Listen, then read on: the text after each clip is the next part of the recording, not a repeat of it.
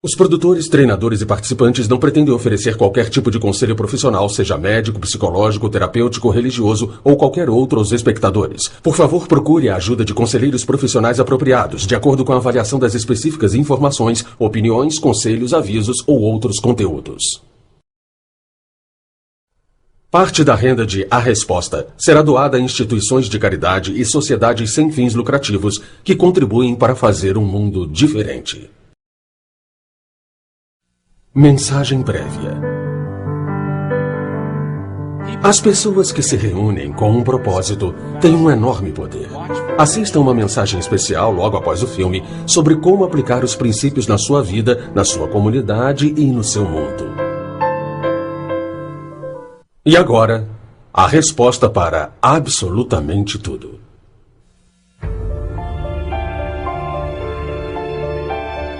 O que você quer na sua vida? Quem sou eu e por que estou aqui? Quem é você? Por que está aqui? Quem é você? Como eu posso produzir felicidade na vida quando eu não estou feliz? Por que algumas pessoas sofrem quando aparentemente outras não? Como recuperar a experiência do amor com o meu parceiro ou com meus colegas de trabalho quando na verdade não é o que eu estou sentindo? Qual é o objetivo disso tudo? Vivemos nossa vida a esmo ou planejada, por acidente ou por escolha. A resposta para absolutamente tudo explora as questões fundamentais do que é preciso para viver uma vida plena e satisfatória.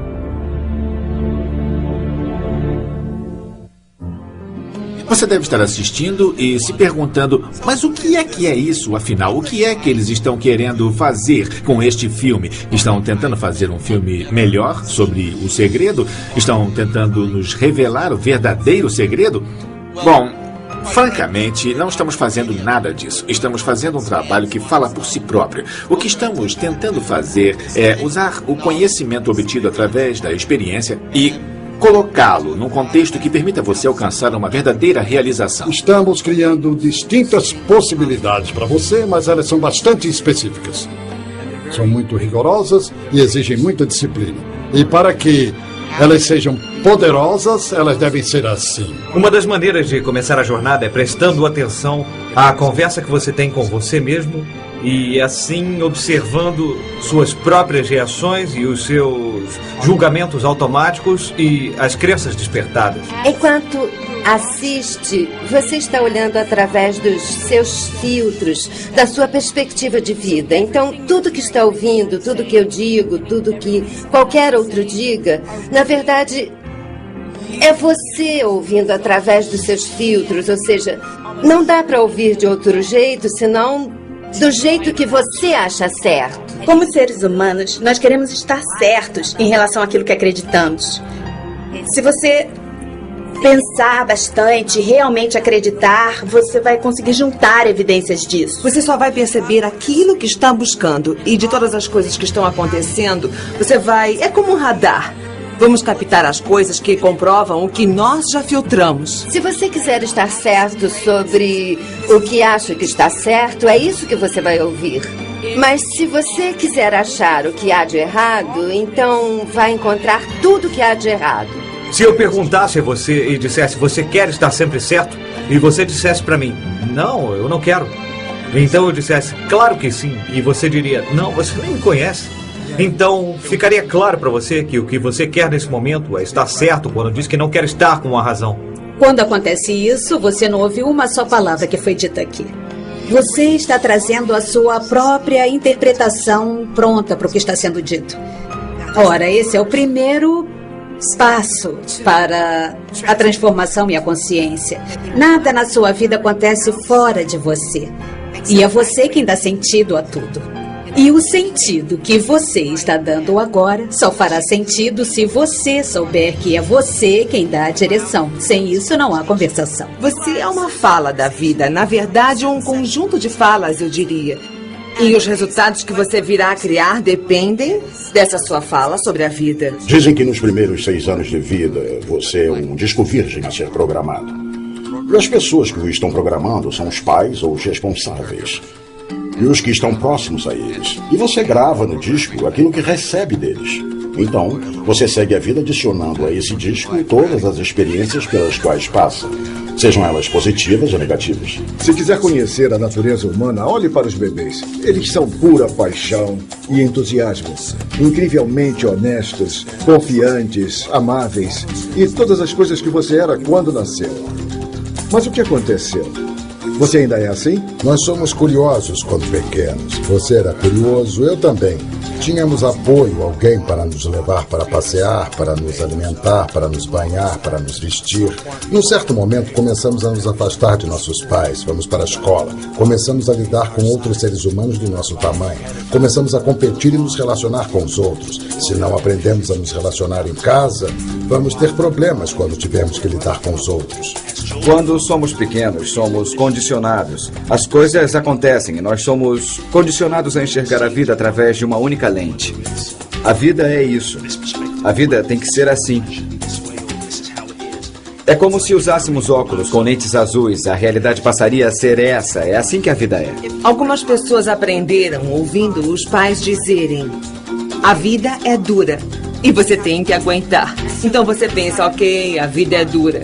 Agir partindo dessa ideia vai gerar um certo padrão de resultados específicos, diferente de quando aprendemos que a vida é fácil.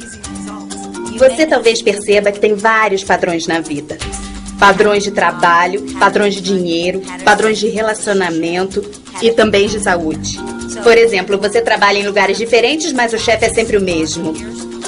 Eu dizia que tive o mesmo chefe por 10 anos, apesar de ter trabalhado nos 10 trabalhos diferentes. E olha que eu já até trabalhei para uma mulher, porque era a mesma coisa, era eu que criava a mesma pessoa na minha vida. A minha crença na época era de que precisava de alguém para me dizer o que devia fazer, alguém forte e controlador que me dissesse o que fazer.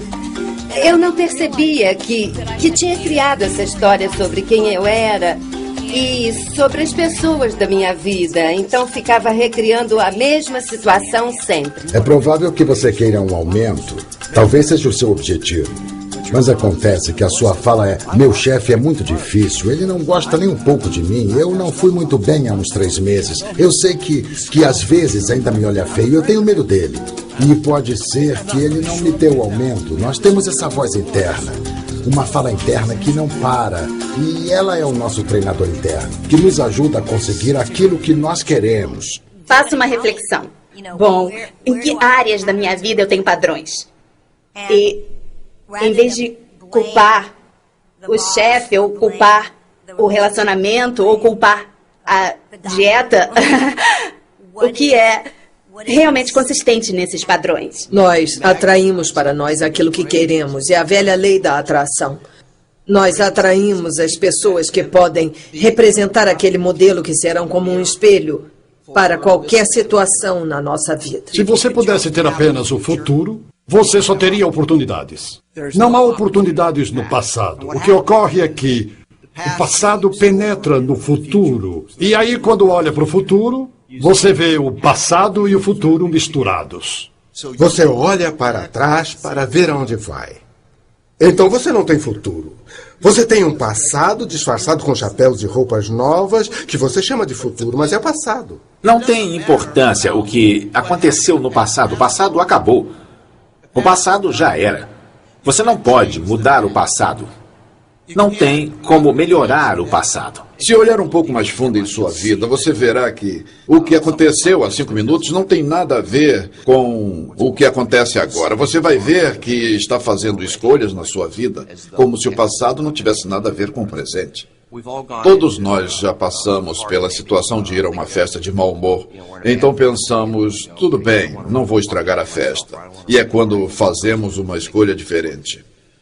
Nós todos já vivemos situações em que, apesar de chateados, temos que ir a uma reunião e deixamos de lado o que sentimos.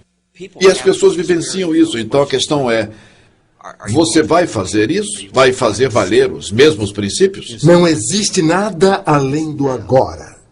E as pessoas dizem, bom, vou fazer isso depois. Depois quando? Quando é depois? Você está falando neste momento, certo?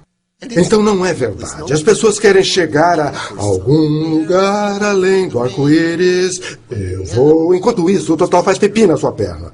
Então não existe futuro. Você, na verdade, nunca está aqui, porque aqui parece ser a coisa menos importante. E, na verdade, é um único momento. Nós só vivemos o momento atual. Só existe o momento atual. É o agora, é só isso que vai ter. O único momento em que será capaz de fazer qualquer coisa, ou mudar qualquer coisa, ou influenciar, é neste momento de agora. E quando pensa nisso, diz, posso não estar sentado aqui agora. Você não pode não estar sentado aqui agora, você não pode mudar isso. Eu posso mudar o meu corpo? Não posso mudar agora. Então, o que é que eu posso mudar? E a única coisa que você realmente pode mudar neste exato momento é quem você está sendo. Transformação não significa mudar qualquer outra coisa. Transformação é, na verdade, mudar a si mesmo. É conseguir se reposicionar na sua perspectiva atual de vida. E fazer isso é transformador. A qualidade de sua vida altera significativamente. A história de Nora. Eu cresci no Brooklyn, Nova York. E eu cresci nos anos 60. E nesse tempo, o local onde eu nasci e cresci tinha muita pobreza, muitos guetos. E a população ali era sobretudo hispânica. Eu sou porto-riquenha, então eu cresci num bairro todo porto-riquenho. E a criminalidade era muito alta. Tinha gangues nas ruas. Então, quando eu tinha uns 5 ou 6 anos, já havia presenciado muitas brigas de gangues e tiroteios, pessoas morrendo nas ruas por causa de facadas. Muita violência. E eu e minha família vivíamos no que chamávamos de Fredo. Fredo vem a ser o seguro-desemprego, que era muito bom de se ter. E ouvi várias vezes em que o cheque não chegava, então nós dizíamos o Fredo não chegou, então tínhamos que nos virar para poder sobreviver e era muito, muito difícil. Eu lembro de estar indo para a escola muitas vezes e ter que passar por cima de usuários de heroína, desmaiados na calçada, muitas vezes com a agulha ainda espetada no braço. Tinha muita prostituição lá no bairro e eram muitas, muitas coisas que hoje eu sei bem que não devem fazer parte da vida de uma criança, mas eram parte da minha vida. E foi uma coisa que eu observei, vivenciei, vivi e vi todos os dias. Era muito doloroso ver muitos homens e mulheres de origem latina, fazendo parte dessa destrutiva e horrível força. Eu me lembro que muitas vezes a minha mãe me disse: Nora, é aqui que você está agora, mas eu quero que você se lembre que não é aqui que você tem que ficar. Eu me lembro muito especialmente de uma professora que eu tinha e eu estava na 4ª série. E eu me lembro bem dela dizendo que tinha um bilhete no meu livro que dizia: Nora, você é uma grande esperança e o mundo será diferente porque você faz parte dele. Por favor, prometa isso para mim. E eu sei que isso me provocou um impacto espiritual na 4ª série, porque alguém podia enxergar alguma coisa que eu não conseguia. E foi aí que eu tomei uma profunda decisão espiritual que mudou absolutamente tudo para mim. O meu futuro não seria igual ao que eu via à minha volta, naquele bairro, naquele ambiente. E eu virei assistente social escolar. E eu trabalhei em escola por muitos anos. Eu acho que uma das razões para eu ter escolhido essa profissão foi ter visto as coisas que eu vi quando eu era criança. Então, eu queria que fosse diferente com as outras crianças. Então, comecei a trabalhar com adolescentes numa escala bem maior, fazendo treinamentos em que crianças e adolescentes vivenciam posições de liderança e então examinam profundamente como estão conduzindo as suas vidas nesse momento. Os seres humanos costumam agir buscando o equilíbrio e nós gostamos de manter as coisas nos lugares, queremos sentir segurança, conforto, etc. E, inevitavelmente, algumas vezes, parte da nossa vida não funciona. Então, começamos a nos questionar e a nos sentir inseguros e confusos. Eu ficava feliz só de receber o meu salário quando eu era jovem. Eu costumava dormir até as 11 da manhã, acordava, ia jogar basquete por 3 ou 4 horas, voltava para casa e cochilava. Tomava uma chuveirada, depois eu ia ao cinema, ficava acordado até as 2 da manhã, vendo televisão, essa rotina de sempre. Levava uma vida folgada. Quando saí da faculdade, eu abri 6 empresas diferentes de imóveis, de construção. Sou acionista de 5 emissoras de TV, produtora de vídeo, distribuidora de filmes e... eu estava fazendo o que tinham me ensinado, estava fazendo o que a minha família tinha feito, meu avô, meu pai. Eu fiz muito bem, segundo os padrões esperados, mas segundo o meu padrão, eu era muito infeliz, eu estava morrendo. O que aconteceu comigo é que eu percebi que alguma coisa dentro de mim começava a crescer, começava a querer existir, a florescer. Intimamente, de alguma forma, eu sabia que eu não era o que eu fazia, sabia que não era aquele que eu aparentava ser. Mas quando eu não era totalmente sincero comigo e perdi o contato comigo mesmo, não me sentia bem com isso, fui me sentindo pior e uma parte de mim percebia isso. Um sentimento de que está faltando alguma coisa, de que há algo de errado com você, com sua família, com seu emprego, algo errado até na condição humana, de certo modo. Acho que a maioria de nós, quando se aquieta de verdade e observa, percebe e sente essas coisas e diz, está faltando alguma coisa. O que é essa coisa que está faltando? Se estamos falando de uma coisa que é importante, estamos falando isso de propósito, porque é muito mais do que uma boa ideia. Não é uma coisa que você queira ver acontecer, tem que haver uma força. E é bem mais irresistível que isso, é uma coisa que faz a gente pensar, puxa, isso é importante, isso define quem sou eu. E é tão importante que eu vou ter que reinventar quem eu sou para que de fato aconteça. Você só se sente pleno se estiver ciente de quem você é. Para se sentir realmente pleno, você tem que se sentir totalmente presente. Sentir plenitude e satisfação sendo você mesmo. Se você está esperando que o motivo venha de fora, por uma mensagem, por alguma coisa que você vai receber, você pode esperar por muito tempo. Considere a possibilidade de você participar profundamente no processo de criação, com consciência e alerta como ser humano. Procure criar o seu motivo e deixe que ele mesmo inspire você. A história de Steve. Eu tinha sorte, 2 filhos ótimos e gostava da minha vida. Gostava da casa, do meu emprego, gostava da igreja, tudo era ótimo. Não era nenhum presidente nem nada, mas era um gerente.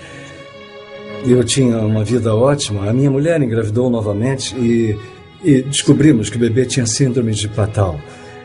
É super grave e fatal também. Ele viveu por 8 dias. Mas perder um filho virou nossa vida de cabeça para baixo. Nessa época dávamos apoio a algumas pessoas que trabalhavam no Quênia e eles retribuíram. Por que não vem para cá por um ano? Minha mulher sempre quis trabalhar na África. Eu nunca quis. Mas quando o bebê morreu, eu senti que deveria fazer alguma coisa para realizar os sonhos dela. Gostaria de dizer que foi um ato nobre, mas na verdade foi uma espécie de fuga. As pessoas comentavam e eu só queria estar num lugar onde ninguém soubesse, onde ninguém comentasse. Perder um filho, experimentar a perda de um filho, faz o mundo ficar diferente. Tudo se torna diferente. Essa é a verdade. As coisas que me importavam antes, sei lá, procurávamos uma coisa melhor e, bem, não faz a menor diferença agora. Eu não sabia direito onde estava me metendo. Tudo era tão diferente do que eu havia imaginado. Eu fiquei em estado de choque. Talvez por um mês. Nós fomos a uma escola e todas as crianças estavam deitadas no chão e o chão era de terra. Eles não costumavam deixar as crianças fazerem isso. Então perguntei à professora o que estava vendo. E ela respondeu, hoje é quinta e eles não comem desde segunda. Quando eles se sentam eretos, desmaiam. Desde então, tudo mudou para mim. Eu soube que jamais voltaria a viver a minha antiga vida. Nós fizemos uma pesquisa e vimos que o Quênia não poderia sair da pobreza sem vencer a desnutrição. O cérebro não desenvolve direito sem a alimentação necessária. Eu fui a 5 escolas diferentes e chamei um amigo meu, que era pastor, para ir comigo. Eu não queria ser visto como o branco salvador. Queria que trabalhássemos em grupo. A negociação que fizemos com os diretores das escolas foi: providenciamos a comida se vocês cozinharem para as crianças sem cobrar nada. Vocês podem fazer isso? Providenciaremos a comida. Então levamos 10 sacas de milho, 3 sacas de feijão e óleo. A taxa de evasão escolar chega a 50%. E ninguém saiu da escola naquele ano. Um dia eu estava na escola e o diretor falou: nós temos um grave problema. Só temos um livro para cada grupo de 14 crianças. Ele me disse que seu objetivo era conseguir um livro para cada 4 crianças. O que não é nada para uma escola. Eu não sou um homem bom, não sou um homem santo. Eu tenho uma relação com o meu volante. Quando estou zangado, eu bato nele. E me vi batendo nele quando surgiu a ideia de criar um centro de informática. Eu procurei um amigo meu que é empreiteiro e disse a ele o que eu queria fazer. No fim de semana seguinte, ele já tinha as plantas. Nós conseguimos um container usado, limpamos bem por dentro, colocamos chão de madeira, prateleiras e abrimos janelas. O container tem 5 centímetros de espessura. Não dá para ser arrombado facilmente. Colocamos energia solar, o que foi uma solução bem barata, porque nenhuma escola tinha eletricidade ou água. Grande parte da zona rural do Quênia não dispõe disso. E eu nunca vou me esquecer de uma criança que me disse: quando você chegou, disseram que era para fazer um centro de informática, mas eu não acreditei. Então eu o levei até o centro. Eu segurei os dedos dele e teclamos o nome dele. Ele começou a chorar e disse: agora eu acredito. A solução para os problemas do Quênia devem vir das crianças quenianas, dos cidadãos quenianos. Os estrangeiros podem ajudar, mas a verdade é que a solução para os problemas deve vir da própria população. No final do nosso programa, eles devem ser capazes de realizar o teste do Microsoft Office. Vão saber programação, vão saber mexer no Access, Word e Excel.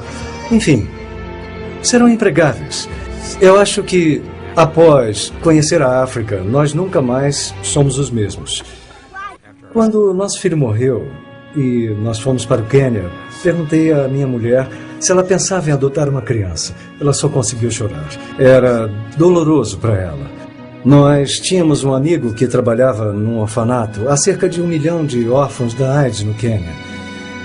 Ela pegou uma bebezinha e a funcionária do orfanato perguntou se ela gostaria de conhecer o bebê gêmeo. Não, eu só quero uma criança.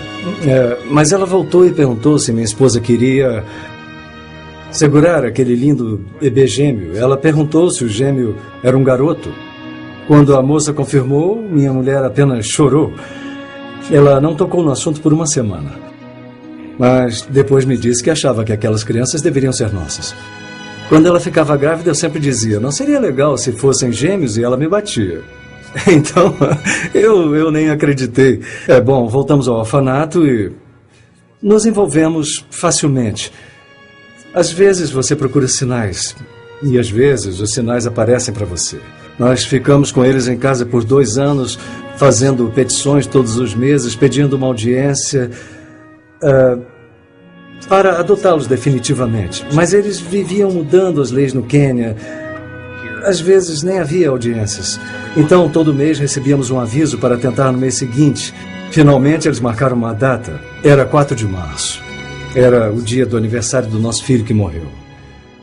Era um sinal. Eu não quero louvar o que fiz. Na verdade, eu fiz muito pouco diante de tudo que há para ser feito. Mas se eu não pude fazer isso, eu garanto que você é melhor do que eu. Eu garanto que é mais inteligente. Garanto que tem mais carisma do que eu. E garanto que é mais habilidoso do que eu também. É só questão de realmente querer e fazer alguma coisa. Eu posso falar isso com certeza. As pessoas que eu conheço com mais vida. Eu estou me lembrando das pessoas que eu conheço que já têm idade, 80, 90. Essas pessoas são generosas. E eu acho que elas sentem que o bolo é bem maior do que o que pensamos. As fatias não acabam. Quanto mais a gente dá, mais a gente recebe de volta. Existe toda uma escala nesse sentido, que vai do menor ao maior. Ser alguém que sorri. Isso faz com que os outros tenham um dia melhor. Isso é uma contribuição. Alimentar os sem-teto. Isso é uma contribuição. Mudar o mundo de alguma forma é uma contribuição. Todo mundo tem uma oportunidade de fazer uma contribuição todos os dias. Talvez você e eu não sejamos a Oprah. Talvez não sejamos o Dr. Phil. Talvez não sejamos Bono. Pode ser que não sejamos uma dessas pessoas chamativas, glamourosas, famosas. Mas talvez sejamos apenas gente, você e eu. Mas podemos ser a esperança para o mundo. Podemos juntos fazer novas escolhas.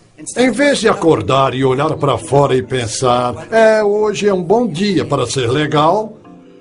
Em vez de acordar e pensar se seria legal você ser extraordinário, você não precisa abrir os olhos para tomar essa decisão. Você pode ficar na cama e dizer, certo, eu sou totalmente responsável pelo que acontece em minha vida. O bom, o mal e o feio também. Mas eu sou responsável. E posso ser criativo. Então você abre os olhos e você vê isso. Responsabilidade pessoal tem a ver com o fato de nós interpretarmos os fatos que estão acontecendo. E nós temos o privilégio de sermos pessoalmente responsáveis pelos fatos, de tal forma que eles vêm de dentro de nós, em vez de serem impostos a nós pelas circunstâncias. Não estou dizendo que seja verdade, mas digo que é uma maneira de viver a vida que só é possível quando assumimos a responsabilidade. Eu não estou dizendo que você é a causa direta. No sentido da responsabilidade, eu estou falando sobre jogar o jogo da vida, como se você estivesse criando ele. Não conheço a verdade. E a ciência tem chegado cada vez mais perto de provar que somos nós que fazemos nossa vida e pode mesmo acabar provando. Mas não saber se isso é verdade ou não me impede de acreditar na ideia de que minha vida não está pronta e eu sou o criador dela e criador de tudo. Eu não estou tirando nada de Deus, não estou tirando nada do universo. Eu apenas estou me afirmando na vida como o jogador da minha vida, como autor dela. Quando você assume a responsabilidade e entende que assumiu, você sente que não... É uma verdade com letra maiúscula, não é uma verdade universal. Mas você escolhe. Isso redefine seu passado, modifica toda a sua visão do futuro e, claro, o seu presente fica diferente. O grande desafio na responsabilidade é que a maioria das pessoas a encara ou a confunde, seja com culpa, se sentindo culpado por alguma coisa que fez, culpando a si mesmo por algo que fez, ou com obrigação, um fardo. E responsabilidade, se você consegue se aprofundar no conceito, vê que ele é muito libertadora, estimulante e muito fortalecedora. Porque, de repente, você passa a ser o capitão do navio. Você se transforma numa pessoa diferente quando produz o que acontece na sua vida. Quando você fica numa posição passiva, em que você não pode interferir nas condições que cercam sua vida, você é um coitado, um infeliz, um problema, um estorvo. Quando você é a origem, é você quem comanda, é você quem controla, você é o chefe. Você é o patrão da sua vida. E é fácil ser o responsável pessoal quando as coisas andam do seu jeito. Eu criei isso. Eu comprei essas ações na hora certa. E me sinto feliz comigo mesmo. Epa, eu acho que comprei essas ações na hora errada. E elas caíram. É um pouco mais difícil de se responsabilizar. Mas o jogo é o mesmo. Você tem que assumir o bom e o ruim. Não existe meio termo. Não pode ser responsável pelo que funciona e ter outra pessoa responsável pelo que não funciona. Você é 100% responsável. 100%. Transformação. A palavra transformacional pode parecer um pouco misteriosa. Que tal trabalho de mudança de perspectiva? Bom, se todo mundo simplesmente mudasse de perspectiva e entendesse que não precisa ser do jeito que é, pode ser o nirvana. Porque decidimos. Transformação não significa necessariamente uma mudança em alguma coisa que você possa ver. O meu corpo não muda, continuo tendo as mesmas emoções, eu posso até manter os mesmos pensamentos, mas para mim transformação é um tipo de conscientização de que eu sou parte de tudo e não que eu estou separado e isolado. A transformação ocorre no momento que você percebe que é o autor. Não digo que ser autor é ser responsável ou culpado. Não há culpa no modelo transformacional. O que há é aceitação, amor e também uma compaixão pela condição humana. A compreensão de que, ao jogar o jogo, vamos chamar isso de jogo, ao jogar o jogo da vida, há algumas leis. E entender essas leis é o que faz você ser livre. Até onde sei, não dá para sair vivo deste jogo. Se você puder, me inclui nessa, mas vamos supor que não seja possível sair vivo deste jogo. Então, qual é a alternativa? No meu ponto de vista, é mudar de tem alguma coisa errada para tudo está perfeito desse jeito. Mas isso exige uma mudança de pensamento, uma mudança nas minhas crenças. É um modo de interpretar a mim mesmo, o mundo, o meu humor, o sentimento que tenho de uma maneira diferente da que costumo fazer. Uma outra maneira de definir transformação é eu tenho minhas crenças ou elas me têm, eu tenho minhas emoções ou elas me têm. Muitos de vocês tomam decisões e pensam que estão fazendo uma escolha, mas na verdade são suas emoções, são suas reações e as escolhas não são suas. Fomos levados a acreditar que somos nossas circunstâncias e condições. E a jornada da alma humana está percebendo que não é nada disso. Então, qualquer sofrimento, como depressão, não poder pagar as contas, tudo isso, na verdade, revelam a sua consciência para você. Elas revelam aquilo com que você se identifica. Então, o processo, a primeira parte do processo é se conscientizar. Se conscientizar que você não é isso. Mas você é a pessoa que está dizendo que você é isso. Olha, para mim, sinceramente, existe alguma coisa na vida que busca, que quer acontecer e está sempre buscando acontecer através de nós. Eu acho que trata-se de se abrir para essa chance, para esse impulso da vida, sentir profundamente o que está tentando acontecer e então poder alinhar nossa visão, nossa estratégia, nossas ações e objetivos com o que quer que aconteça na sua vida. Essa experiência é quase como observar a natureza. Quando eu era pequena, eu adorava as lagartas, ver a metamorfose delas. Para mim, é uma metáfora da transformação da sua vida em minha vida.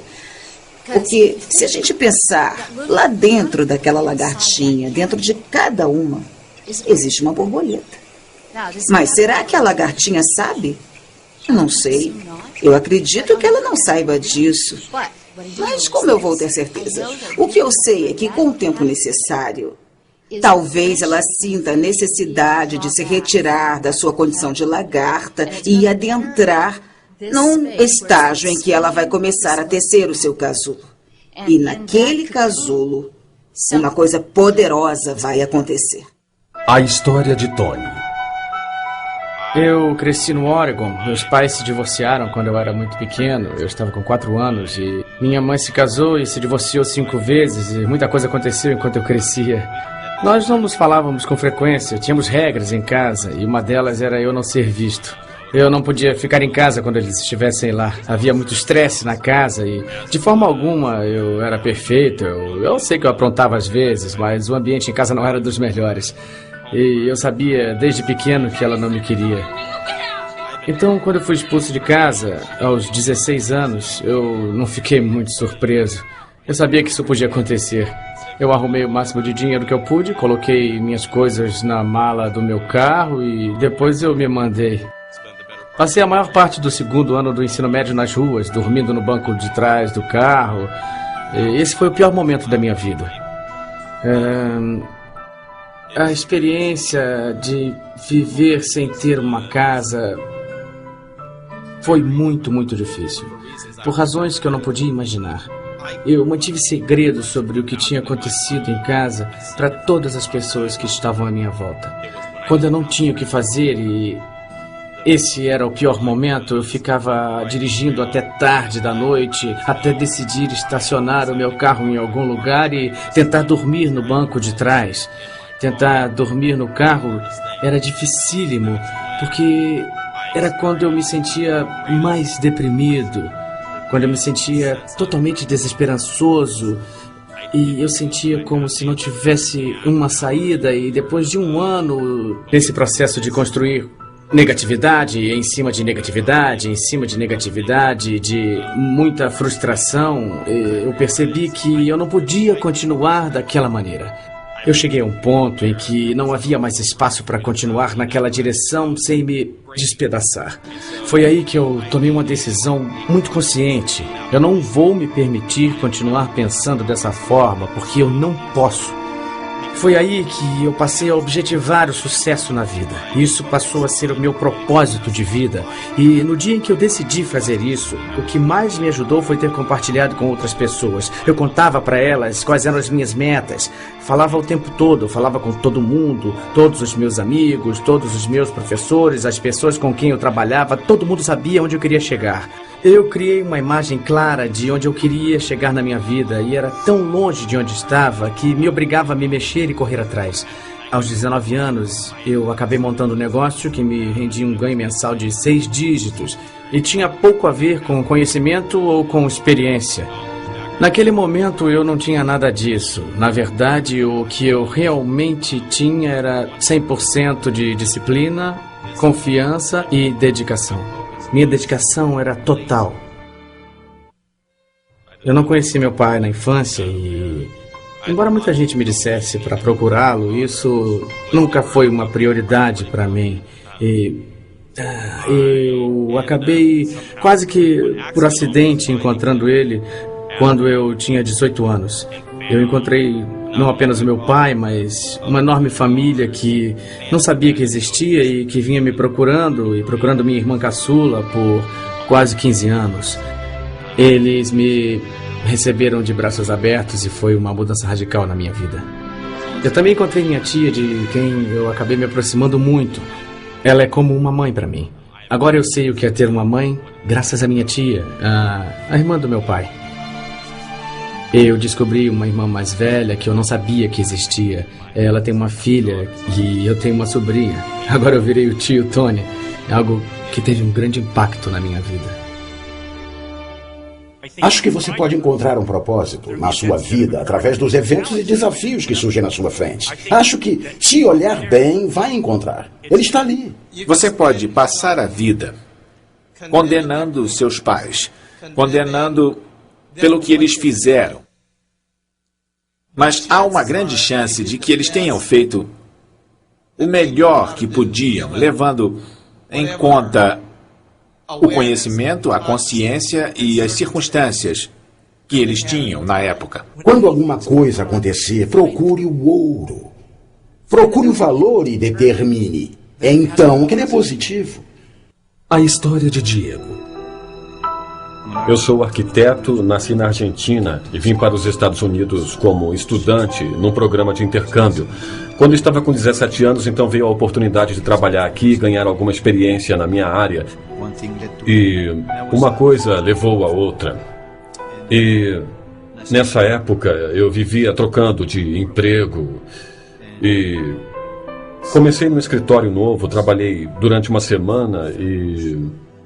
de repente eu comecei a sentir dores de cabeça, náuseas e enjoos terríveis que não passavam. Então eu chamei um amigo meu e pedi que me levasse ao hospital. E eu sabia que alguma coisa estava errada. Então eu expliquei para o médico os sintomas e ele me disse: isso me parece meio estranho. Ele me mandou fazer uma tomografia imediatamente e voltou dizendo que eu não iria a lugar algum. Quando perguntei por quê, ele disse que acharam algo no meu cérebro do tamanho de uma bola de golfe e que eles não sabiam exatamente do que se tratava e a única maneira para descobrir seria abrir a minha cabeça. Abrir a minha cabeça e fazer uma cirurgia. Obviamente eu fiquei assustado e senti muito medo naquele momento. Mas eu não tinha entendido bem o que estava acontecendo e ele disse que teria que me fazer algumas perguntas. Eu respondi que tudo bem, qualquer coisa que ele quisesse. Nós precisamos de instruções, ele disse. O que vai acontecer se você acabar ficando num estado vegetativo? Ou se não for mais capaz de andar? Foi aí que eu caí em mim. Isso não é brincadeira, é muito sério. É como se alguém lhe dissesse agora: a sua vida vai acabar amanhã de manhã. Foi como eu me senti. E naquela noite eu fiquei pensando: eu me recuso a morrer. Eu vou viver, eu não quero nem saber o que dizem. E eu lembro que eu levantei durante a noite e tinha um quadro negro no quarto. E eu lembro que eu escrevi ali Hasta la vitória sempre, o que significa até a vitória sempre. Para lembrar a mim mesmo, quando voltasse e lesse aquilo, que era o que tinha que manter na cabeça. Era lutar até o fim, haja o que houver. Eles fizeram exames, análises e descobriram que se tratava de um tumor cerebral. E o médico me disse: bom, esse é o câncer mais agressivo que se pode ter. Apenas 5% das pessoas conseguem sobreviver. E eu não posso lhe dar mais do que 5 anos de vida. Nada além disso. Então, um monte de coisas passou na minha cabeça. O que eu vou fazer? Eu volto para casa? Eu fico aqui? Qual é o propósito de tudo isso? O que está acontecendo? E ele me deu uma lista de médicos para eu procurar. E eu fui ver todos os médicos e todos eles me davam 1 ano de vida e um médico me deu apenas 10 meses. E até que eu fui ver um especialista e que disse: quer saber? Vai sobreviver. É mesmo? Mas como eu posso? Então ele começou a enumerar todos os aspectos. E eu disse: eu quero você como médico. Você está no meu assento do motorista. E então eu comecei a tratar com ele. E então o câncer voltou. E ele disse que dessa vez era necessário removê-lo. E então, mais uma vez, eu me senti num momento crucial, porque não é sempre que podemos ser operados. Imagine que estão abrindo a sua cabeça e há um tempo limite para isso. Foi o que fizemos e tudo saiu muito bem. E eu fiquei muito exausto contando e recontando a história. Então, eu tive a ideia de criar um blog. E é impressionante a quantidade de pessoas que nunca tinha visto de diferentes partes do mundo. E essas pessoas começaram a me escrever e elas queriam saber mais sobre o que estava passando. E tinha muita gente espiritualizada. E também tinha coisas do tipo: eu pedi umas freiras no Chile que rezassem por você. E eu não sei quem na Venezuela está fazendo não sei o que para você. E eu acho que o meu nome está até no local sagrado lá em Israel. E todas essas pessoas realmente se importam. E isso também me levou a desenvolver a amizade com as pessoas que me ajudaram espiritualmente. E tudo sem qualquer interesse. Eles me ajudaram a aprender como curar a mim mesmo. Como meditar. Também aprendi que há uma maneira de ajudar outras pessoas visualizando-as mentalmente. E vendo elas com saúde. Bom, eu não sei se todas essas coisas funcionam ou não funcionam, mas funcionaram muito bem comigo. É um sentimento de nós todos estarmos conectados de alguma maneira. Quando o médico lhe diz que você tem uma doença grave ou uma doença terminal, acredito que você tem escolhas. E as escolhas são: você pode ser a vítima e permitir que a doença vença você, Ou você pode agir assumindo a responsabilidade e decidir viver. Os médicos têm um lugar certo neste mundo, não há dúvida sobre isso. Mas querem saber, a ciência não tem como competir com a natureza. Tá bom, a gente vai ao médico e diz, pode consertar isso e depois me devolver? Estamos acostumados a nos desligar da responsabilidade de saber o que é a saúde realmente. Mas vocês podem acreditar neste magnífico corpo, nos milagres que ele faz a cada minuto, nos pensamentos que você tem, nas coisas que bebe, nas coisas que come e compartilha, e sempre retorna para o princípio. São incríveis os verdadeiros milagres que este corpo realiza a cada minuto. Eu estava num caminho sem volta para um infarto do coração. Eu estava insatisfeito com a vida e finalmente meu corpo teve um colapso. Foi uma coisa bastante assustadora, sabe? Perdi meu emprego e depois disso eu passei mais ou menos um ano naquele ritmo bem lento de recuperação. Comecei a me alimentar direito, a me exercitar regularmente, a ter relações mais diretas e profundas com as pessoas. E minha vida começou a melhorar, mas o que realmente me ajudou a recuperar a saúde foi me conscientizar e acreditar que eu iria ser saudável.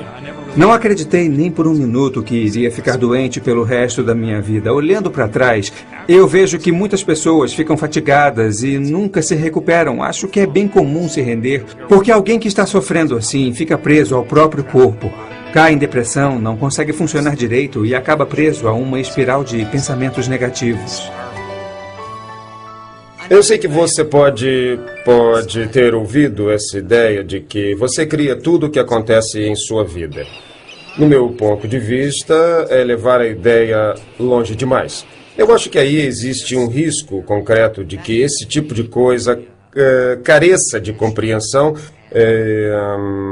principalmente se é algo que acontece inconscientemente na sua vida. Se estiver vivendo uma situação de doença, eu não sugiro que jogue fora seus remédios e não sugiro que jogue fora todas as outras ferramentas que tem à sua disposição. Porque talvez seja possível que você não tenha atingido o grau de controle para curar a si mesmo por conta própria. Se eu assumir a responsabilidade agora, não no passado, será que todos os meus atos e pensamentos terão um impacto real na minha doença? Ou seja, qual o significado da doença na minha vida? Isso pode ser realmente valioso, porque assim você pode ver se seus pensamentos e experiências realmente contribuem para a sua doença. E também pode mudar seu pensamento e seu comportamento a fim de viver mais saudavelmente. Isso é bastante válido. Mas não se você estiver achando que você é o culpado e que ficou doente por causa dos seus erros. A história de Roger. Dizem que se você quiser ficar louco, pense em si mesmo o tempo todo. E era o que eu fazia. Podemos falar de mim? E depois de falar de mim, vamos falar um pouquinho mais de mim? Essa era a minha vida. E eu pensava que os outros estavam interessados. Eu sofria de egocentrismo terminal. Essa era a minha doença. Eu ficava pensando numa maneira de me conectar a vocês, fazer parte e ser interessante. Eu era sempre interessante, entrava numa sala, falava algo impactante. As pessoas me notavam, mas eu sempre ficava sozinho. Isolado no meu mundo de simpatia. E o que acabou acontecendo foi que eu comecei a beber socialmente, a fazer de tudo socialmente. Era divertido, animado, a maior curtição. E só fazia nos finais de semana, porque eu trabalho duro e mereço comemorar. Os fins de semana se transformaram nas terças e as terças nas quartas, e antes que eu me desse conta, eu já fazia todo dia. E depois eu percebi que o que eu fazia era anestesiar meus sentimentos. Eu usava drogas e álcool diariamente. 1 grama de cocaína todos os dias e às vezes mais. Bebia gin, trocava para vodka, achando que não iria sentir mais as dores de cabeça. Então eu parei de trabalhar. Gastei todo o meu dinheiro, pedi emprestado, me isolei, me desliguei de todo mundo. Eu vivia como um vampiro. Eu ficava acordado a noite toda, dormia o dia inteiro. Ficava fazendo as mesmas coisas sempre. Depois de tempos em tempos eu dizia: este é o meu último dia. Amanhã eu vou voltar à ação, voltar à realidade e levar a minha vida adiante. E aí no dia seguinte, eu me via repetindo o mesmo comportamento e fazendo exatamente a mesmíssima coisa. Como eu não conseguia enxergar o meu comportamento, basicamente o que eu estava dizendo para mim mesmo era: Dane-se. Dane-se. Eu não tô nem aí, eu não sou mais responsável. E então continuava fazendo as mesmas coisas. Eu não posso dizer quando ou como, porque não era eu. Mas um dia eu percebi. Percebi meu comportamento. Antes eu não conseguia percebê-lo. Descobrimos que, com qualquer tipo de vício, seja álcool, drogas, distúrbios alimentares ou sexuais, jogatina,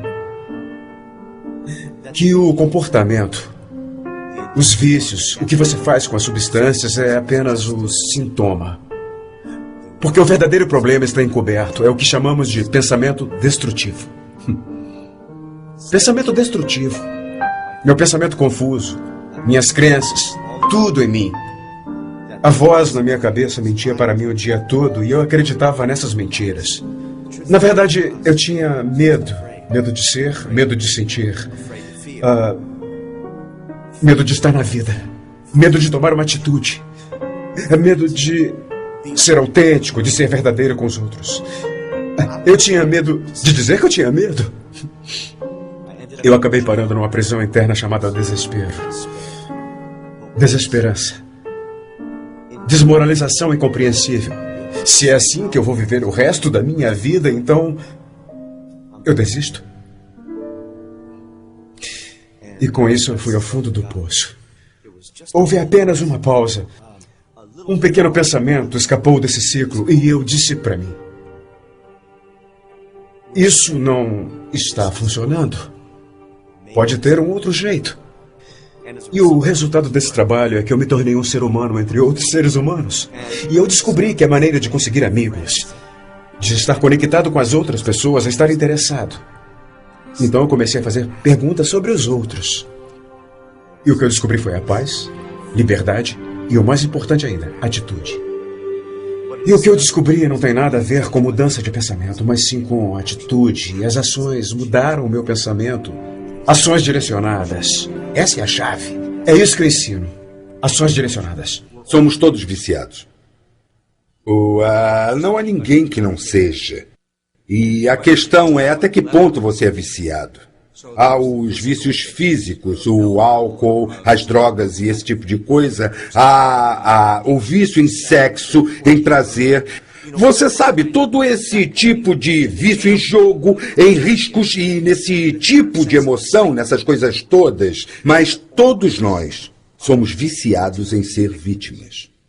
Se você, por acaso, usa drogas, ou então você fuma, ou então está envolvido em algum comportamento ruim, destrutivo, há sempre um impulso mais profundo de tentar se conectar. Eu chamo isso de modo tóxico de entrar em contato com um momento breve de você... Eu posso lhe dizer isto. Você não vai conseguir mudar nada fora de você até que mude o que está dentro de você. E isso eu posso garantir. Você pode querer ter apenas pensamentos felizes. Mas enquanto não limpar o seu ser, até aprender a se amar, e você consegue isso pedindo desculpas às pessoas para quem deve pedir desculpas, mesmo achando que não precisa, enquanto não limpar isso tudo, nada será diferente do lado de fora para você.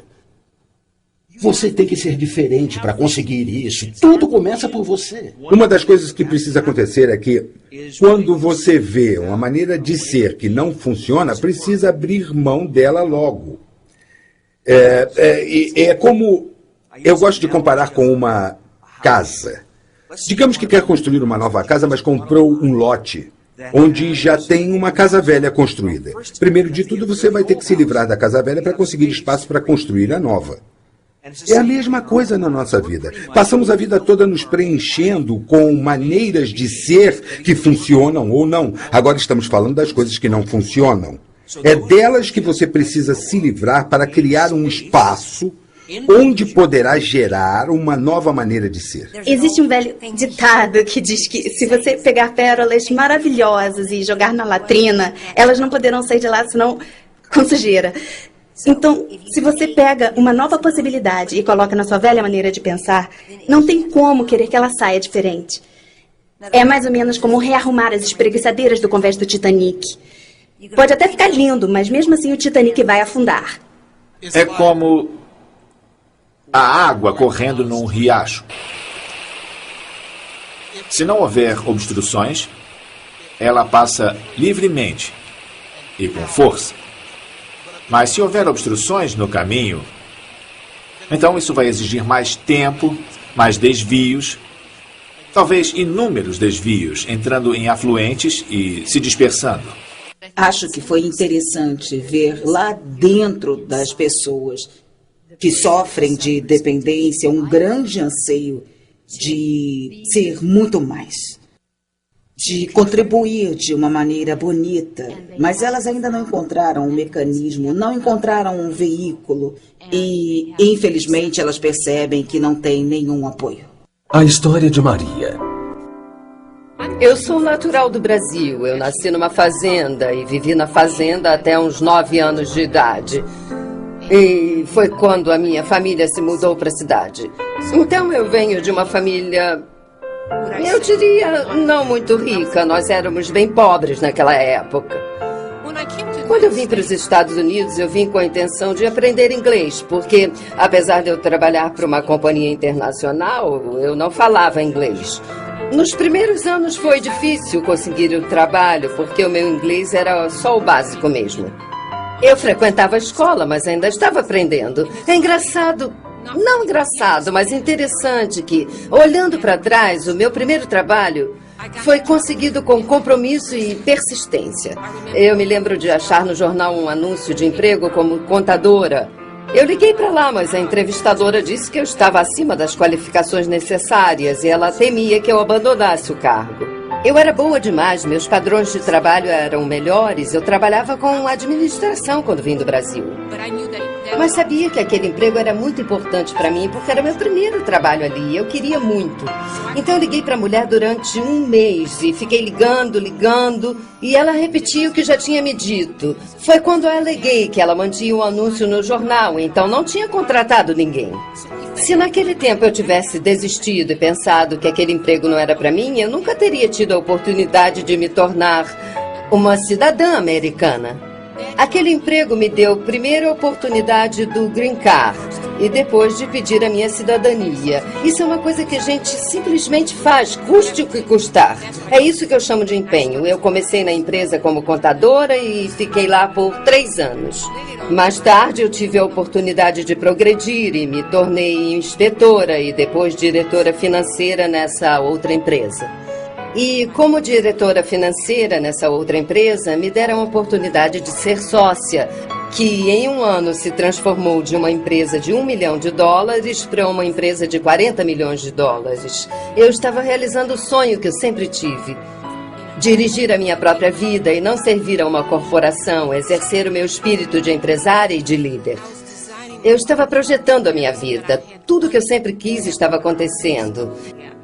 Isso prova para mim que, seja lá o que você decidir que quer ter na sua vida, e se compromete, e trabalha duro para conseguir, se fizer todo o necessário para acontecer, acontece. Dinheiro. Dinheiro é energia. Para mim, é um símbolo de energia que flui. E se eu conseguir manter fluindo, movendo, é incrível como eu continuo achando que eu tenho o suficiente. Eu me hospedo em suítes nos hotéis, viajo em primeira classe nos voos. Eu não me imponho limites. Meu negócio envolve viajar, então quero viajar bem. E gasto bastante dinheiro nisso. Não é meu dinheiro, é o dinheiro do cliente. Mas há dinheiro para que eu possa fazer isso. Em vez de economizar e poupar e ficar guardando e me preocupar e não ter o suficiente, existe em abundância. Isso não quer dizer que eu seja responsável perdulário. Significa se abrir para a abundância. E se eu achar que não posso comprar alguma coisa, isso é uma limitação. São limites no que eu posso ter e no que eu posso oferecer. Então eu quero mudar isso. Uma vez me disseram há algum tempo que se eu acreditasse que merecia $300 mil por ano, alguém iria me pagar isso. Foi quando eu comecei a me levar a sério. E quanto mais eu acreditava em mim e no meu valor, minha renda foi crescendo proporcionalmente. Num período de 4 a 5 anos, eu quadrupliquei a minha renda. Quando eu comecei a dar consultoria, eu não sabia o que estava fazendo. Liguei para uma amiga minha e disse que estava sem trabalho. O que eu posso fazer? Então ela sugeriu que eu fizesse consultoria. Respondi que não entendia nada de consultoria. Então ela me disse para ligar para um amigo dela e foi o que eu fiz.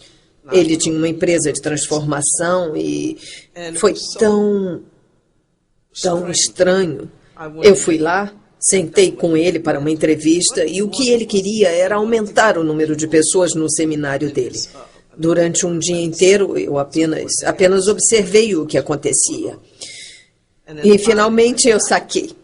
Então voltei lá e disse: eis a resposta. Tire as mesas de lá. Poderá colocar mais gente. E ele, incrédulo: só isso? E eu disse: só isso. Tire as mesas de lá e coloque mais gente na sala. Você não precisa de mesas. Então ele disse que a sua mulher gosta de saber o nome de todo mundo. Eu disse: isso não é problema, use crachás. E para dizer isso, eu pedi $5.000 e consegui. Eu pensei: jura? Quando ele pegou o cheque, assinou e me entregou, eu disse a mim mesma: será que eu enganei ele? Será que é de verdade? É melhor eu depositar logo antes que ele se arrependa e me peça de volta. Dinheiro é neutro, eu acho. Melhor as pessoas boas, eu acho. Pior as pessoas mais. É o que eu acho, mas há exceções para todas as regras, mas dinheiro é apenas um aspecto do que chamo de saúde. Todos nós sabemos como é se sentir doente financeiramente. Eu já senti isso antes. Mas existe alguma coisa na sua saúde financeira que é boa, é abundante. Nós temos que nos permitir ser financeiramente saudáveis. Você quer ter certeza de que dinheiro não traz felicidade? Eu não sei se as pessoas acreditam quando dizem isso, mas para mim é riqueza e bem-estar. E acho que se você pensar dessa forma, estar abrindo espaço para o dinheiro. Para mim, se você não tem dinheiro, deve pensar de quem você se ressente por ter. Descubra o que inventou sobre quem tem dinheiro, suas ideias sobre essas pessoas que têm dinheiro. Se você pensa que o dinheiro é a fonte do mal, se você pensa que é sujo, que dinheiro faz de você ganancioso, que o dinheiro é para as pessoas que trapaceiam e mentem e roubam, se você vê o dinheiro de alguma dessas formas, você nunca vai ter dinheiro, porque se você tiver dinheiro, você vai se enxergar como sujo, podre e fonte de todo o mal. Alguns de vocês conhecem pessoas que têm muito dinheiro e são pobres de espírito. Alguns de vocês conhecem pessoas que não têm dinheiro e são muito generosas e pródigas. O que significa? Alguma lei, um Deus no céu que diz: vou dar dinheiro para esse cara aqui e não vou dar para esse outro aqui. Eu não acho que funcione assim. Eu vou muito para a Gana. E Gana é um país em desenvolvimento. Lá as pessoas têm pouquíssimo dinheiro. E apesar disso, a riqueza de suas consciências é tanta que sempre que eu saio de lá, eu me sinto mais rica. Não em termos de dinheiro, mas rica em termos de espírito. Rica por estar num grupo de pessoas que não se definem apenas pelo que têm ou apenas pelo que fazem. A definição que dão a si mesmos vem de como se relacionam com a vida, do relacionamento entre si, como seres inteiros, perfeitos e seres completos. Parte da prática do dinheiro vem da prática da apreciação. Se você aprecia o que tem, vai conseguir mais disso. Mesmo que tenha apenas $1 na sua carteira hoje, se apreciar esse dólar, então vai começar a atrair para a sua vida muito mais coisas para apreciar, porque a sua mente vai se abrir para as coisas que você aprecia. Em vez de olhar para o dólar e dizer: eu só tenho $1, o que eu vou fazer com $1? $1 não é nada, não vai pagar as minhas férias. Se você pensa em ter dinheiro só para si, provavelmente não vai conseguir muito. Se você pensa no dinheiro como consciência de riqueza para que você seja o maior contribuidor para a sua família, sua comunidade e o planeta, provavelmente você vai ter mais dinheiro do que poderá gastar. Ou poderá doar. Você deve ser rico, ter dinheiro. Você não pode ajudar quando é pobre. Você se sente bem por ter dado $2 para um sem-teto, mas isso é nada. Construa um abrigo para os sem-teto. Fique rico, construa um abrigo para eles. A história de Matt Morris. A Success University é a empresa online mais popular na indústria de desenvolvimento pessoal. A gente ouve de 60 a 70 oradores, treinadores, autores, algumas das pessoas mais famosas do mundo. A gente pega o conteúdo e transmite para os alunos em uns 175 países. Quando eu estava crescendo, fui exposto a uma variedade enorme de coisas, mas nunca tive contato com a indústria de desenvolvimento pessoal. Nunca fui exposto a riqueza ou coisas desse tipo quando era pequeno. Meus pais se divorciaram quando eu tinha 4 anos. Meu pai acabou na prisão porque era alcoólatra, sempre se drogava e acabou cometendo suicídio quando eu era garoto. Eu tinha 13 anos de idade. E muito drama, dependíamos de tickets para poder comer, esse tipo de coisa. Eu sentia a minha vida vazia, não tinha alcançado ainda meus objetivos e nem estava perto disso. Aí, numa noite, uma coisa interessante aconteceu. Eu dei de cara com uma fita cassete que alguém havia me dado há alguns anos. E nessa fita contava a história de um homem que passou de uma renda mediana para uma renda pessoal de mais de $1 milhão por ano. E aí ele atribuía o seu sucesso à sua total imersão nessa indústria de desenvolvimento pessoal. Então eu tomei isso como uma dica para mim. Eu disse, se alguém pode fazer isso, eu também posso. A partir de então eu passei a procurar por todos os livros e fitas como aquela. E eu comecei a entender o caminho para o sucesso. E literalmente reinventei minha vida. Aos 21 anos eu tinha uma dívida de $30 mil. Eu estava quebrado, estava sem casa. E aí eu mudei totalmente minha vida. 4 anos depois, eu estava ganhando um salário de 6 dígitos. E aos 29 anos, já era milionário. Foi a minha paixão por essa informação que me levou a fundar a Success University.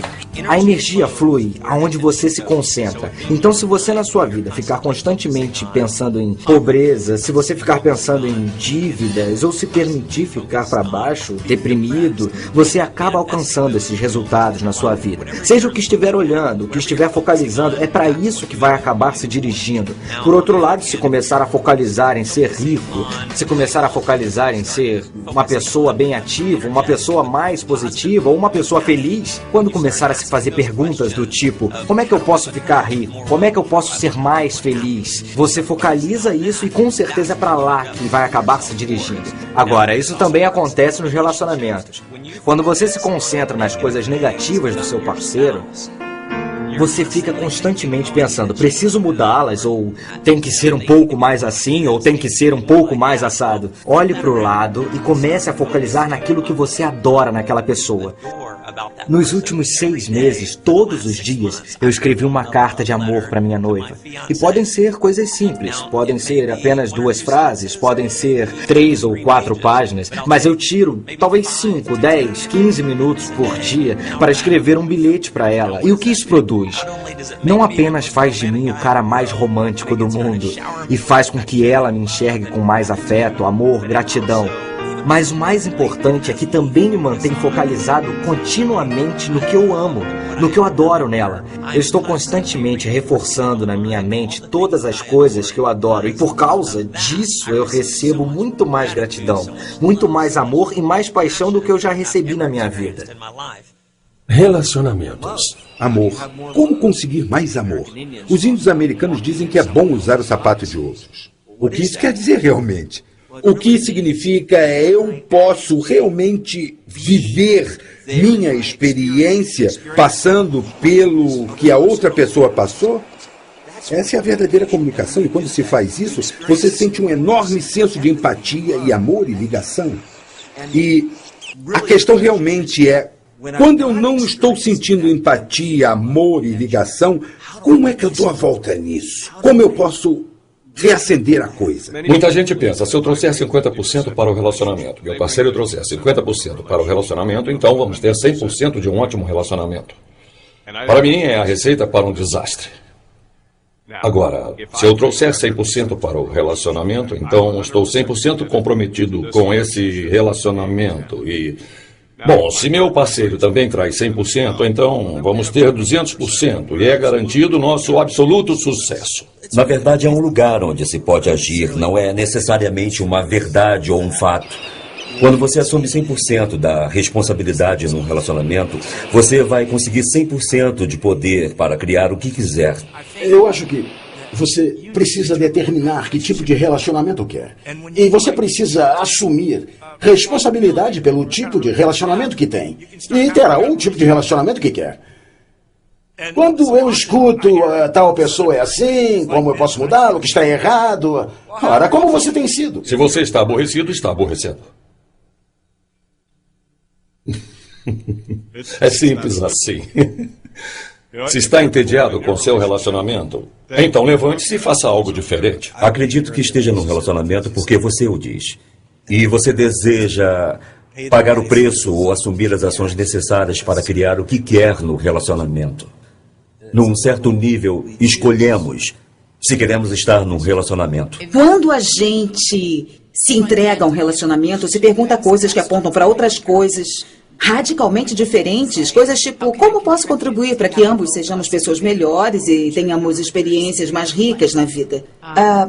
Indiferente do quanto isso seja difícil e das bobagens que a gente possa fazer, porque todos fazemos bobagens, eu vou me manter firme, não importa como. Num relacionamento, as duas pessoas desejam união e liberdade. Frequentemente acontece de nos sentirmos unidos, mas depois oprimidos. Muito sufocados, nos afastamos para ter mais liberdade, aí nos sentimos desconectados, então voltamos, e aí vem juntos, separados no relacionamento. É preciso esforço para manter um relacionamento. É preciso bem menos esforço para se desligar. Bom, existe muito mais alegria quando se está junto do que quando se está desligado. É a velha história. Preço, recompensa. E digo que o preço para o desligamento é muito, mas muito pesado. E a recompensa por estar ligado é valorosa demais para desperdiçar. Eu prefiro a palavra dança para expressar o relacionamento. A cada dia uma dança diferente. Por que não? Nós, como seres humanos, não somos os mesmos no dia a dia. A pessoa que você é hoje não é a mesma da semana passada, é? São coisas que você aprende. Novas conscientizações, novos arrais. E a pessoa que, enfim, o seu parceiro também não vai ser o mesmo. Então você precisa aprender a dançar juntos. Bom, em certo momento eu posso decidir, isso não é o que eu quero. Mas não baseado em como a outra pessoa tem sido comigo, mas sim nas minhas escolhas. Negócios. Aplicar distinções transformacionais no mundo dos negócios é realmente uma questão de recorrer à cultura. Negócios geralmente querem diferentes resultados. Alguns até querem mudar suas atitudes, mas muito raramente eles tentam escapar de seu contexto ou até mudam a sua cultura. Algumas práticas nos negócios funcionam e há outras que simplesmente não funcionam. Ora, se consegue distinguir entre o funcional e o não funcional, você mantém o não funcional buscando um resultado que não está à disposição. Minha carreira tem sido causar reviravoltas em grandes multinacionais porque elas não funcionam direito. E isso é porque as pessoas e os diferentes departamentos estão indo em diferentes direções. Não é o caso de dizer que não estão trabalhando duro, porque estão fazendo isso. Mas, infelizmente, existe um ambiente de culpa, desconfiança e acusações, porque as pessoas não sabem para onde estão indo. Eu me lembro quando a Wells Fargo se fundiu com o First Interstate Bank. 1.600 gerentes não se conheciam mesmo após 1 ano e meio de fusão. E eles se enviavam memorandos dizendo, cooperem, colaborem.